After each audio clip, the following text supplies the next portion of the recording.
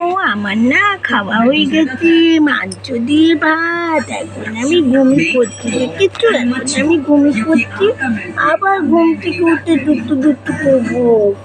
এখন আমি কি খেয়েছি? মাংস দিয়ে ভাত। এখন আমি কোনো কিছু শুনবো না, আমি এখন ঘুমিয়ে পড়ছি। আমি তারপর উঠবো যখন আবার তোমাদের সঙ্গে দুটু দুটু করবো। খাওয়া হয়ে গেছে, দেখো নিশ্চিন্তে ঘুমাচ্ছি। তারপরে যেই বাবা আসবে তখন আবার উঠে যাবে, দিয়ে ওই ঘরে শোবে। এখন এই ঘরে শুয়ে আছে, একটু পরেই ওর বাবা আসবে।